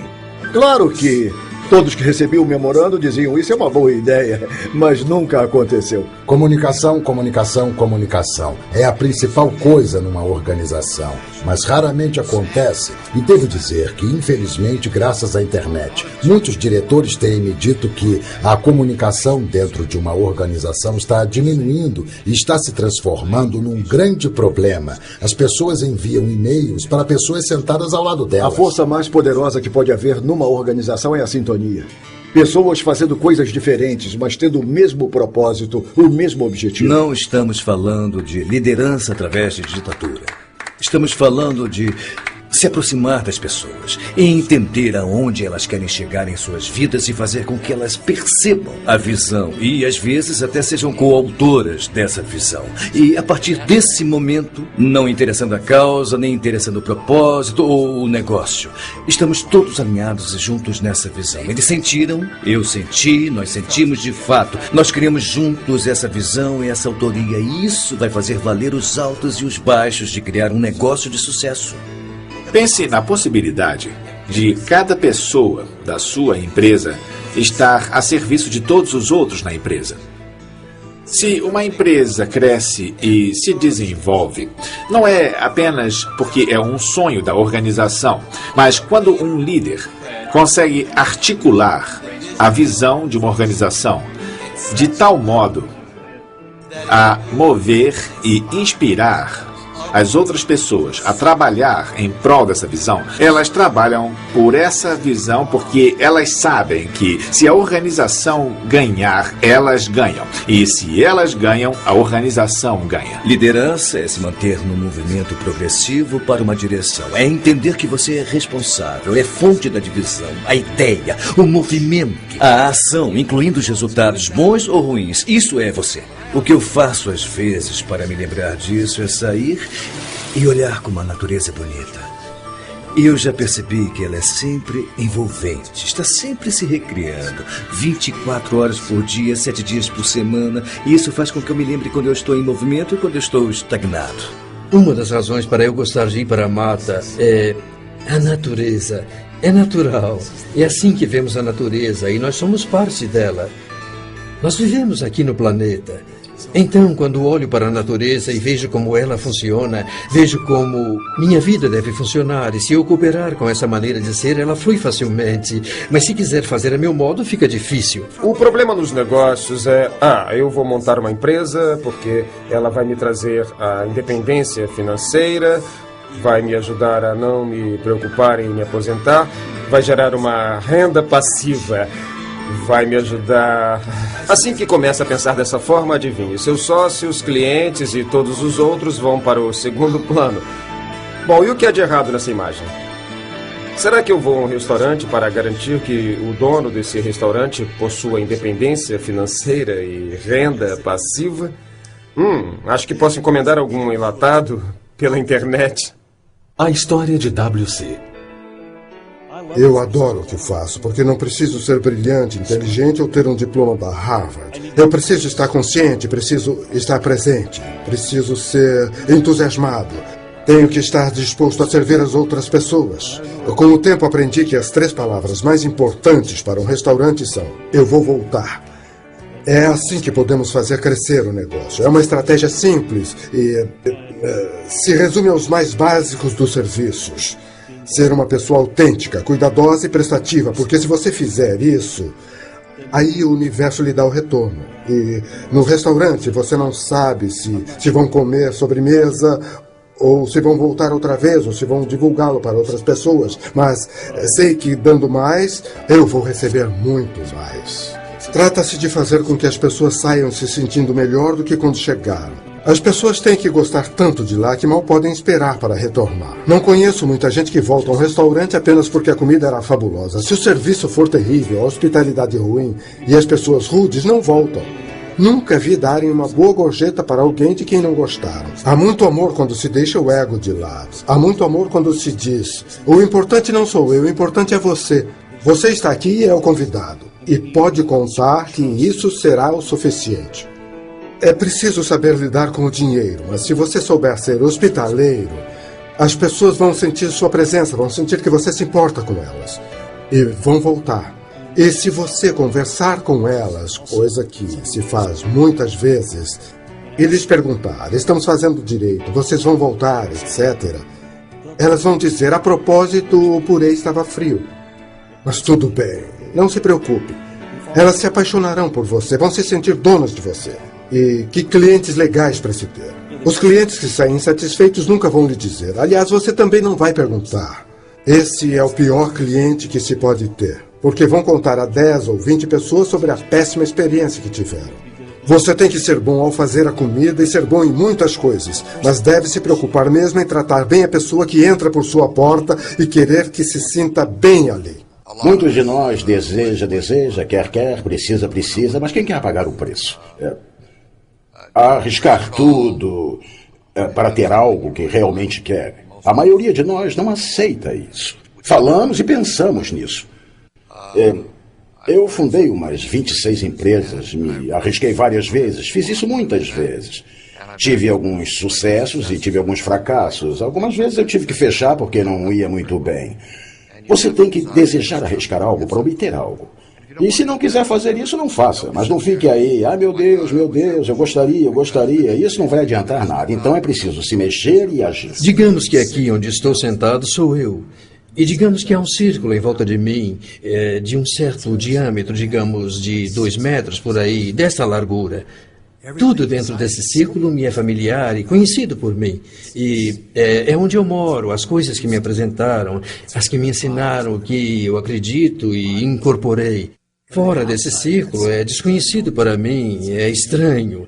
Então, se eu quiser aprender, se quiser crescer, se quiser ter algo a mais, ter mais dinheiro, melhor relacionamento, boas férias, casa maior, mais paz, amor, o que for, eu acho que preciso ir até lá, onde eu ainda não estive. Qualquer coisa que você queira fazer requer prática. Eu toco violão e quando comecei, eu não conseguia tocar muito bem. Ainda assim, eu era um violonista, tinha um violão, apenas não tocava muito bem. No entanto, conforme fui praticando durante alguns anos, eu me tornei um bom violonista. E então eu aprendi a cantar e tocar. Depois eu aprendi a fazer harmonia no violão e agora eu sou um violonista competente, consigo tocar e cantar. Eu acho que muitas pessoas podem ter uma visão, mas elas não querem pagar o preço e não olham antes de começar a ter a intenção. E é aí que sabotam a si mesmas. Então, você está disposto a pagar o preço? Se não quiser pagar o preço, abandone a sua visão. É isso que eu ensino a todas as pessoas. Abandone sua visão se não quiser pagar o preço. Ache uma visão pela qual queira pagar o preço. Não é para abandonar todas as visões, mas assim não vai acontecer. A história de Andy. Em 1988, meu saldo foi negativo. Eu estava sem trabalho, sem renda e 9 anos depois eu estou morando na praia. Vivendo a vida que sonhei.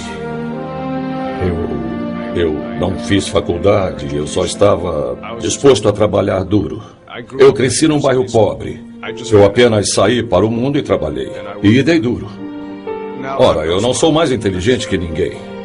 E certamente nunca tive uma varinha de condão.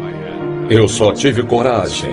Eu tive paixão e intenção. Então fui para o mundo. E trabalhei todos os dias, sem parar, até obter os resultados, que consistiam com minha declaração. Bom, fiz isso algumas vezes na minha vida. E todas as vezes que o fiz, tive sucesso em alcançar o que me propus a fazer. Não sem desafios, não sem fracassos no caminho, não sem tropeções. Mas eu estava determinado. Se você realmente quiser uma coisa, faça o que for necessário para que aconteça. Esteja disposto a passar por apertos ao longo do caminho. Eu paro e sonho com outras maneiras de fazer dinheiro. Eu vou à luta e às vezes até consigo. Agora, todo mundo vence? Não. Eu conheci pessoas que tinham, digamos assim, trabalhos sem futuro e aí as circunstâncias os forçaram a sair dali e quando eram forçadas a sair, elas saíam e acabavam criando algo muito, muito melhor do que o que tinham antes. Mas uma força as empurrou. E eu acho muito possível que essas pessoas que estão nessa situação de trabalho consigam visualizar o que está para chegar e então tomem uma atitude. O maior obstáculo que eu vejo ou ouço falar são pessoas que não querem correr o risco. E com certeza existe uma correlação entre risco e recompensa. Acho que qualquer pessoa no mundo pode trabalhar duro, se comprometer e criar a vida que sempre sonhou. Existe um sistema que não falha nunca. É consistente. E existem princípios para que isso aconteça. Se nós conseguirmos achar esses princípios centrais e aderir a esses princípios, nossa vida também vai funcionar. Tudo funciona. Conversas que não funcionam. Eu acredito que isso aconteça nos relacionamentos.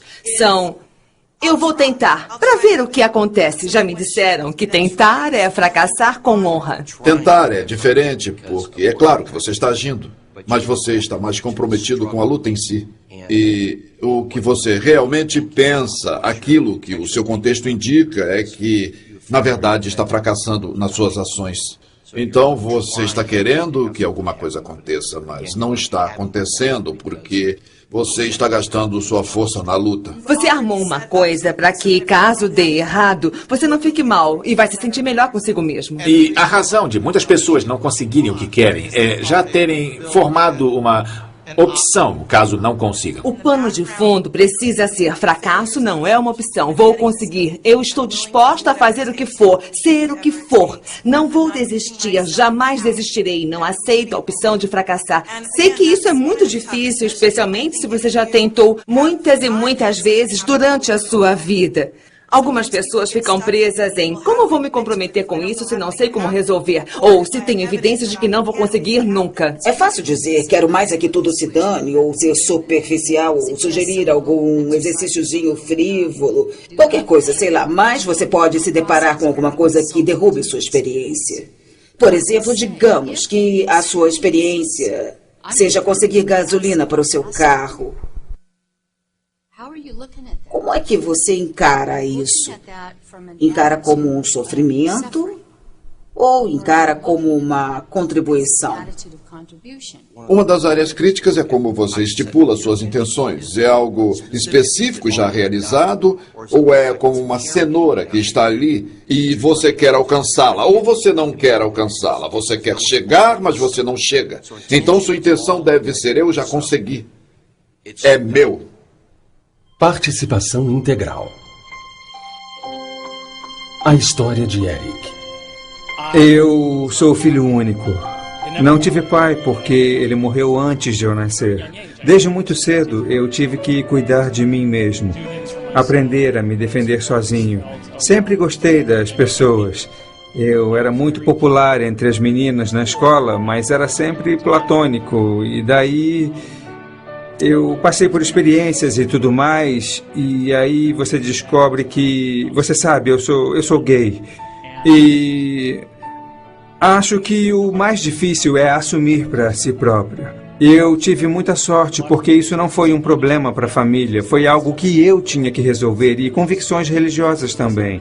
Aceitar a mim mesmo exatamente do jeito que sou, e isso foi o mais difícil porque eu me assumi gay na adolescência bem cedo. Atualmente sou gerente de corretagem de uma imobiliária em Nova Jersey. Abriram um escritório novo da Keller Williams em Fort Lauderdale e eles estavam querendo um sócio investidor. Então a oportunidade surgiu assim e eu disse sim. Eu sempre voei e aí eu conheci um cara, o Gary, que é dono de um caça russo L-39. Acho que ele o importou e ele mesmo cuidou da aviônica. Há uns 2 anos, perto do 4 de julho, eu pilotei e foi como eu comemorei o feriado. Foi muito legal.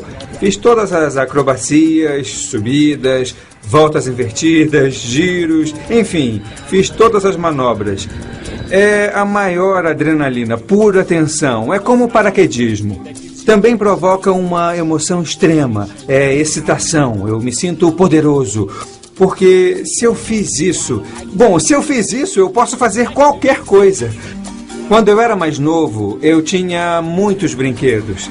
Quando amadureci, eu passei a valorizar as experiências e o tempo que eu passo com as pessoas, porque as coisas não duram.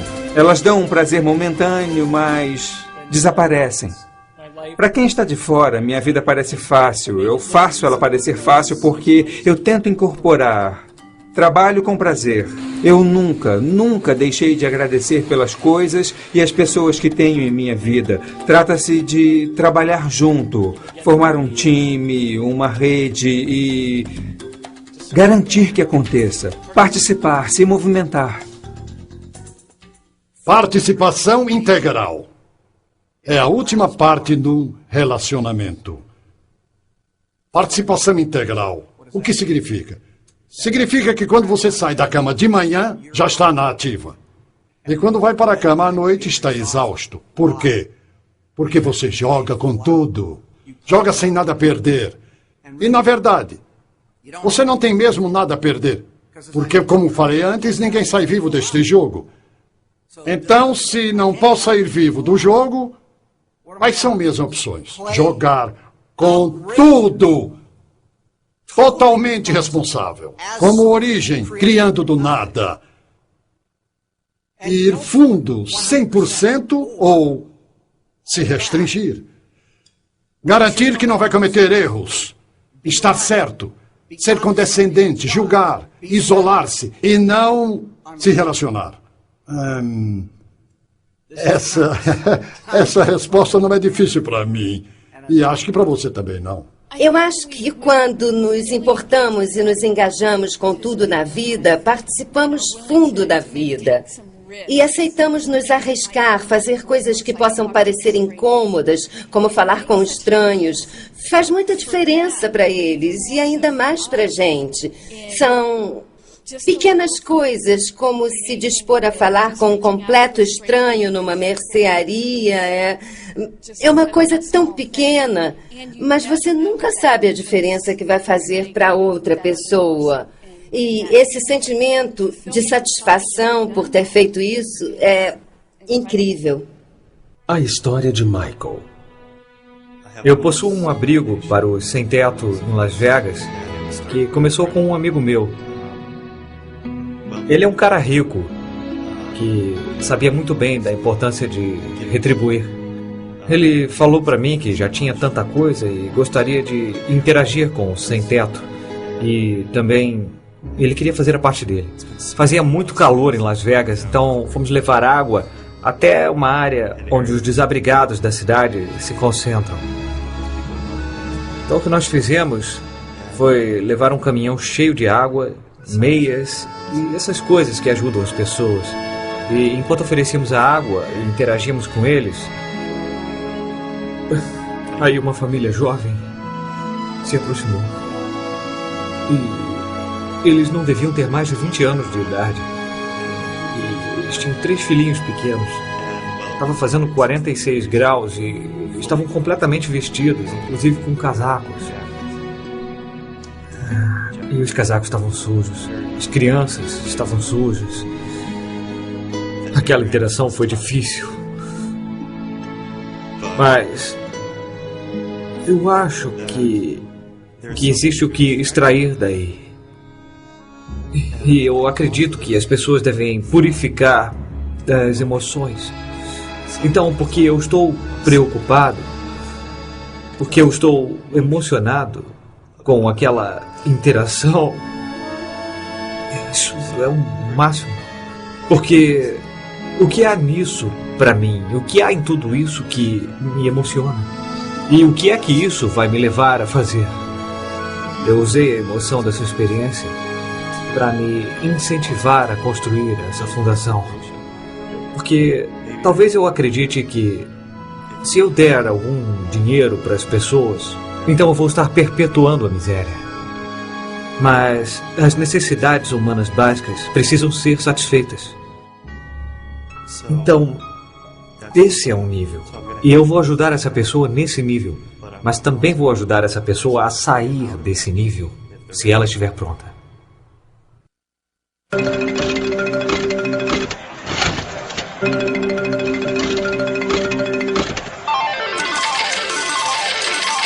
As pessoas perguntam sobre o poder do pensamento positivo.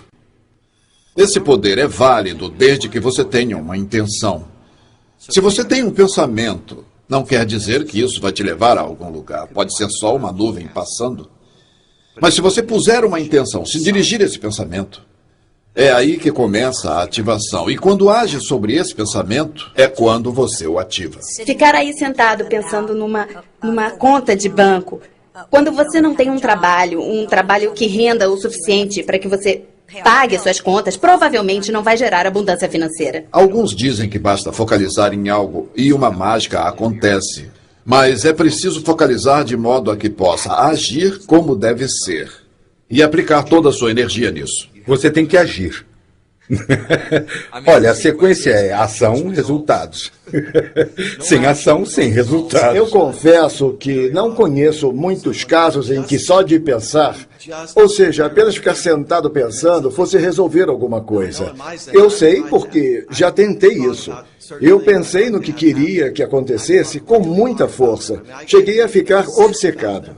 E eu não vi qualquer movimento para que alguma coisa acontecesse.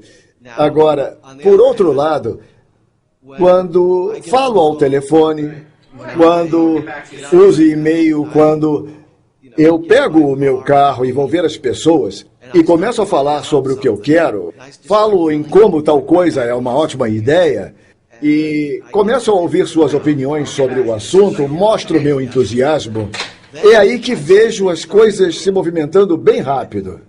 Conhecimento é inútil, a menos que a gente use ele.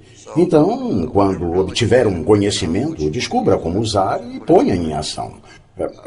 As pessoas que sabem o que fazer com o conhecimento sempre têm sucesso. Só conhecer uma coisa não adianta, tem que saber o que fazer com o que se conhece.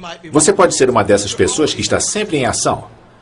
Mas ação e ação e ação sem uma visão é apenas desperdício de energia, é só movimento. Isso não vai levá-lo a lugar algum.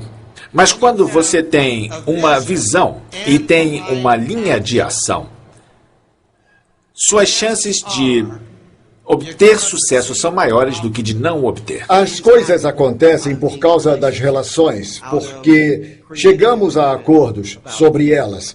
E algumas pessoas são craques em fazer isso naturalmente. Algumas têm que se esforçar, a maioria tem que se esforçar. Assim que você entende como funciona, você deve jogar conforme as regras. Então você precisa praticar, até que seja como respirar para você. Aí não pratica mais. É como andar de bicicleta. Se você sabe andar de bicicleta, vai levar um tempo até conseguir a distinção chamada equilíbrio. Mas assim que o atingir, está feito.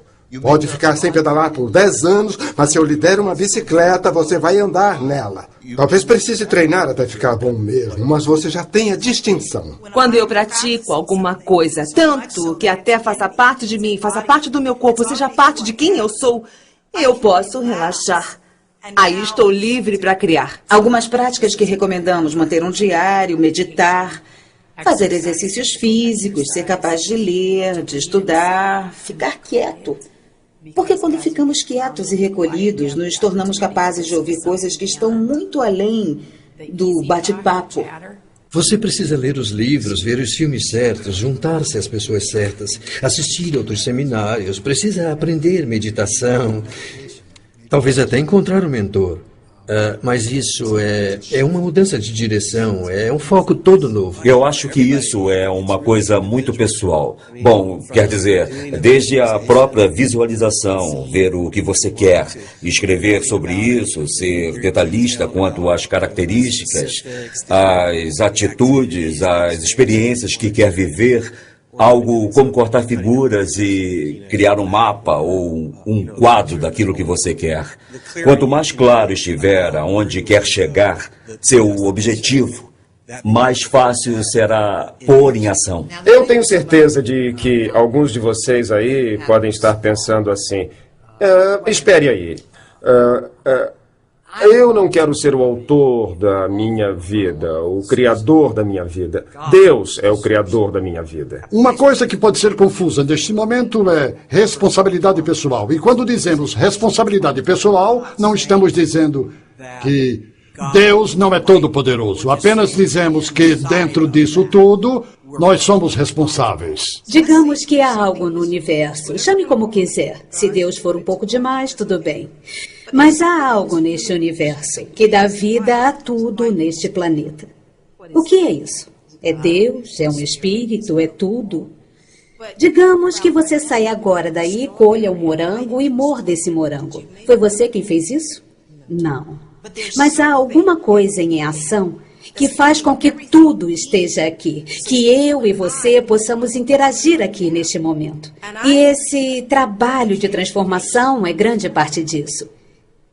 É reconhecer que isso existe, o que é essa força, o que é esse poder. E o próprio nome de Deus em si. E se nos deixarmos levar por isso, vamos tirar nosso próprio poder. O mistério divino expressa sua essência em nós. E o que olha para mim através dos seus olhos e o que olha para você através dos meus olhos é a mesma coisa. Se eu penso em Deus, não penso num cara de cabelos longos e uma luz aqui atrás. Esse não é Deus para mim. Quando eu penso em Deus, penso na unidade da energia. Isso é Deus para mim. E isso encaixa. Eu posso relacionar religião com espiritualidade, com física quântica, com física einsteiniana, com medicina. Está tudo misturado. Basta ver como se relacionam. Olha, tem uma coisa interessante nisso. É o inominável. Qualquer nome dado vira uma limitação. Acontece a mesma coisa com você, não importa o seu nome. Claro que você tem um nome. Billy, Joe, Sam, Bárbara. E isso não é o que você é só o seu nome. Mas sempre que você disser eu sou isso, você estará se limitando. A autoajuda tem a má fama de ser extremamente narcisista. Tudo é sobre mim. Talvez seja verdade. Mas agora o que eu quero falar e vou falar é sobre você. Sobre você ser realmente para todo mundo. E o jeito de nós sermos para todo mundo é nos comprometer a ouvir e falar de uma maneira que enriqueça o relacionamento. O melhor jeito de começar, tendo em mente o final, os resultados, é pensar sobre o fim da sua vida e se perguntar o que você quer dizer no fim da sua vida. E o que você quer que os outros digam de você ao fim da sua vida. A maioria de nós não quer ouvir as pessoas dizendo no nosso enterro: ele tinha uma ótima empresa, tinha muito dinheiro. A maioria de nós quer as pessoas dizendo coisas sobre nós e nossas vidas que são muito mais essenciais. Ao nascer neste mundo, não te dão garantia de que sua vida será um sucesso. Não há garantia de que quando entrar no palco da vida, a plateia estará aplaudindo. Então, arrisque tudo. Divirta-se. Aventure-se. Explore. Experimente. Indague.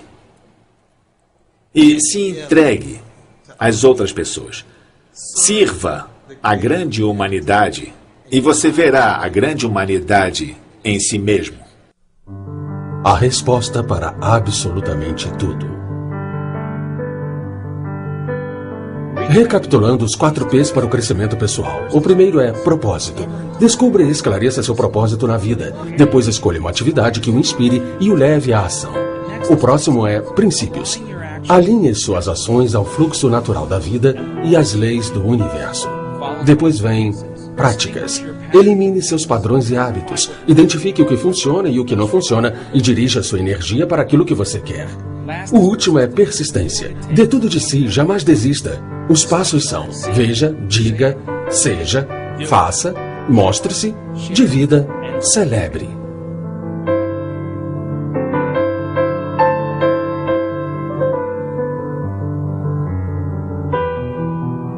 A resposta para mim é confiança e entrega. A resposta para mim é: ame o mundo, ame as pessoas à sua volta indiscriminadamente. A resposta é que não tem resposta.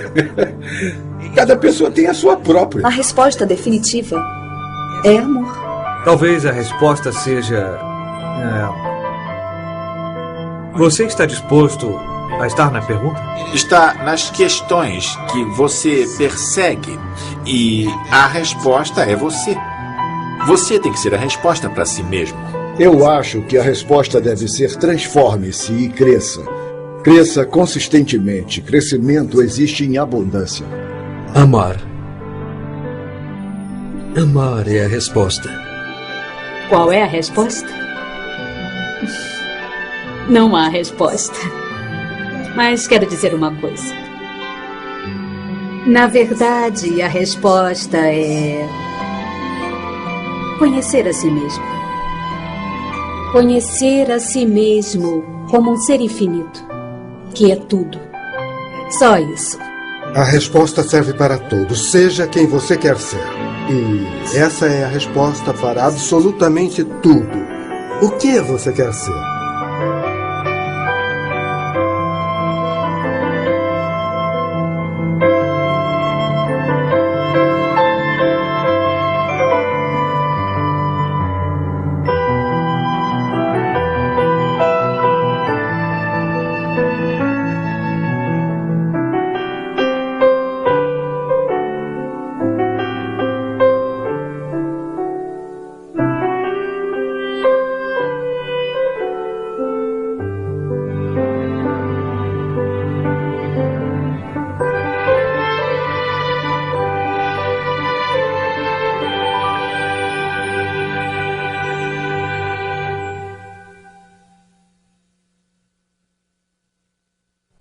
Dê de presente a resposta para todos na sua vida.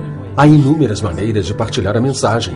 Além de DVDs, temos folders, postais e outros produtos disponíveis em gettheanswer.org. Mantenha a força de A Resposta viva na sua vida.